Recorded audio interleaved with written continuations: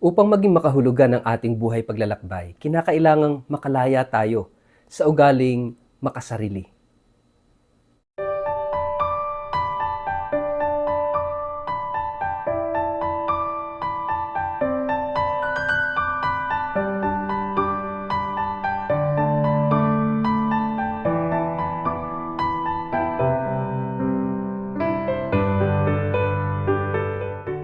Ang mabuting balita ng Panginoon ayon kay San Mateo. Pag-ingatan ninyong hindi pakitang tao ang pagtupad ninyo sa inyong mga tungkulin sa Diyos.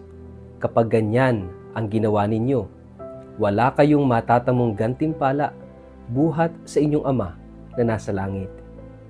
Kaya nga, kapag nagbibigay ka ng limos, huwag mo nang ipagkaingay ito, gaya ng ginagawa ng mga mapagkunwari sa mga sinagoga at sa mga lansangan upang sila'y purihin ng mga tao. Tandaan ninyo, tinanggap na nila ang kanilang gantimpala. Sa halip, kapag nagbibigay ka ng limos, huwag mo nang ipaalam ito maging sa matalik mong kaibigan. Gawin mong lihim ang iyong pagbibigay ng limos at ang iyong Ama na nakakakita ng kabutihang ginagawa mo ng lihim ang siyang magbibigay ng gantimpala sa iyo. Kapag nananalangin kayo, huwag kayong tumulad sa mga mapagkunwari. Mahilig silang manalangin nakatayo sa mga sinagoga at sa mga kanto upang makita ng mga tao. Tandaan ninyo, tinanggap na nila ang kanilang gantimpala. Ngunit kapag mananalangin ka, pumasok ka sa iyong silid at isara mo ang pinto.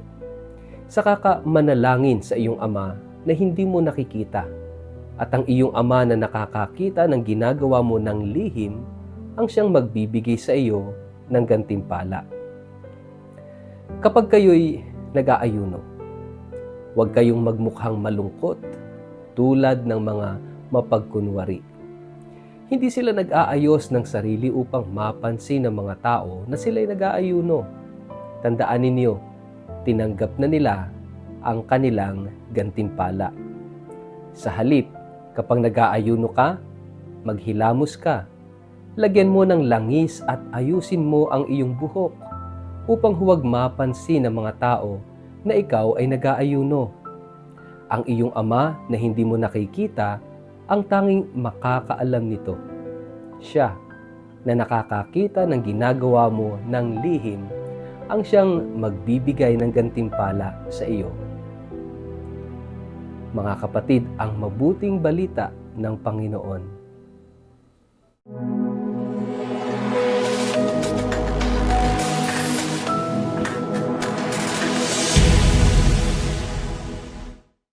Mapagpalang araw po sa inyong lahat. Kumusta po kayo?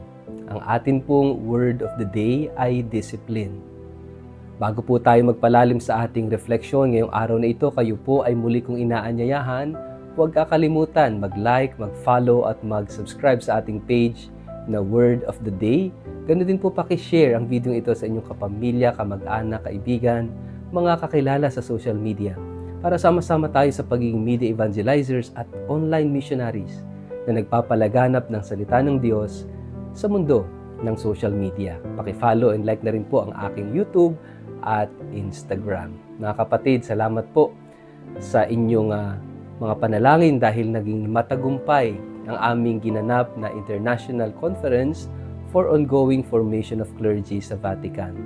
Salamat din po sa lahat ng mga followers ng Word of the Day na tumangkilik sa amin mula sa Paris, sa Milan at sa Rome na talaga namang nagpakita ng suporta, ng pagmamahal sa atin po at syempre po sa Word of the Day. Thank you so much and God bless you all. Mga kapatid, ngayong araw na ito, tayo ay pumapasok na sa panahon ng Kwaresma. At ngayong araw na ito ay Miyerkules ng Abo, na kung saan ay pinapaalalahanan tayo na tayong lahat ay nanggaling sa alabok at doon din tayo babalik. Nanggaling sa lupa at doon din tayo babalik. May simula at merong hangganan ang ating buhay.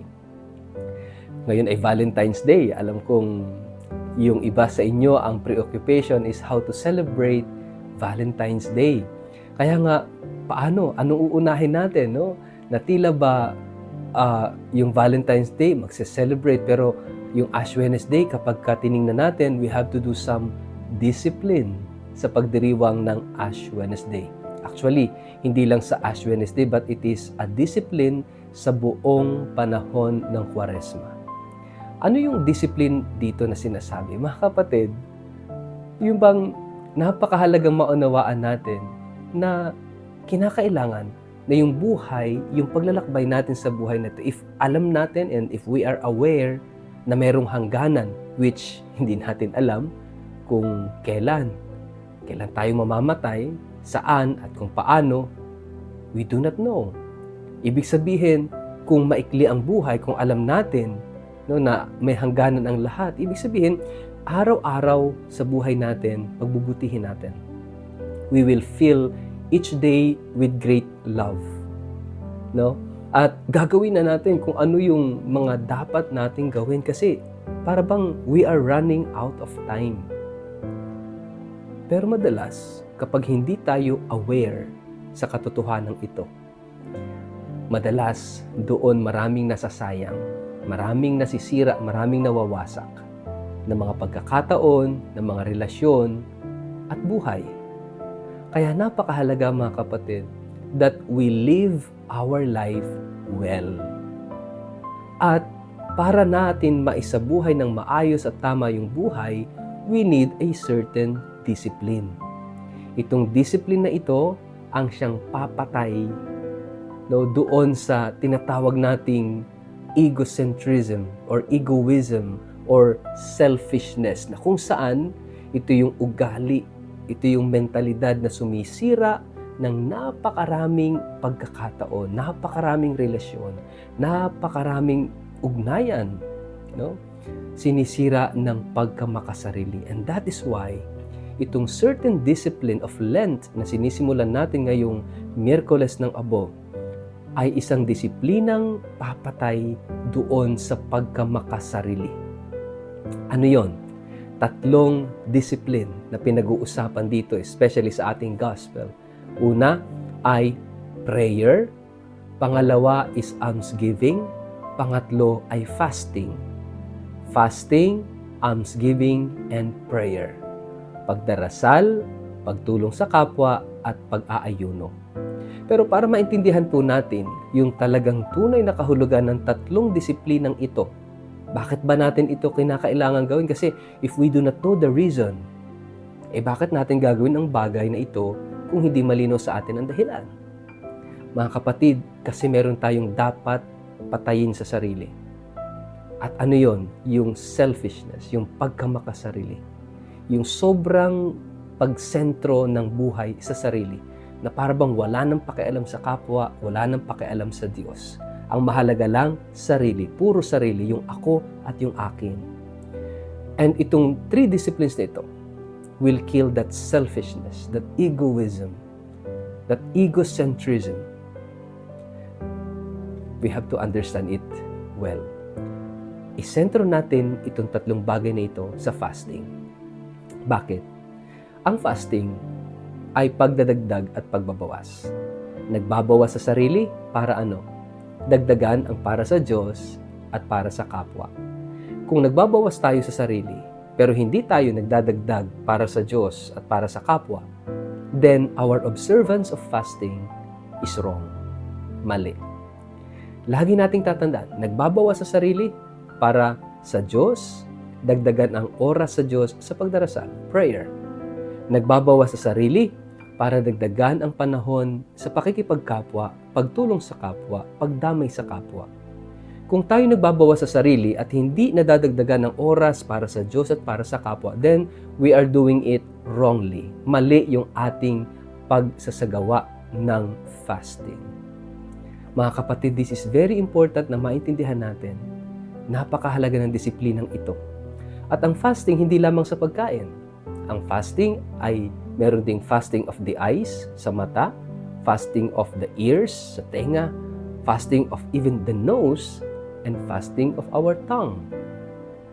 Napakahalagang magbawas. Kung mahilig tayong manood, kung mahilig tayong makinig ng malalakas na mga awitin, mga loud music, kung mahilig tayo sa palaging mabango, lahat mabango, kung mahilig tayo sa masasarap na pagkain, magbabawas tayo. Yung ating mata, sa halip na palaging nakatingin sa panunood ng TV o sa cellphone, ang tingnan ay ang kapwa. Makipagkapwa. Ang tingnan ay ang misteryo ng Diyos na naghanap sa paligid. Yung tenga, sa halip na pakinig ng music, pakinggan natin yung kwento ng buhay ng bawat isa. At pakinggan natin ang tinig ng Diyos. Yung pang-amoy, baka gusto mo lang pakisamahan ay ang mababango. Paano yung mababaho? Paano yung walang pabango? Paano yung mga madudungis? Paano yung kapwa natin na wala naman, can't afford to buy perfumes? Kahit ba mabaho, kaya mong pakitunguhan? Yung panlasa, gusto nating kumain ng masarap. Tandaan natin, maraming nagugutom. Maraming hindi kumakain ng kaya mong kainin. Mga kapatid, we need to share. Ito ang kahulugan ng fasting. Nagbabawas sa sarili para dagdagan ang para sa Diyos at kapwa. Ito yung disiplina na kinakailangan natin. At kapag ginawa natin ito araw-araw, mamamatay ang ating pagkamakasarili. Sa ngalan ng Ama, ng Anak at ng Espiritu Santo. Amen. Ama naming Diyos, tulungan mo kami na mamatay sa aming sarili sa pamamagitan ng mga disiplina sa panahon ng Kwaresma, lalong-lalo na sa araw na ito. Amen. Pagpalain po kayo at ingatan ng makapangyarihang Diyos, Ama, Anak at Espiritu Santo. Amen.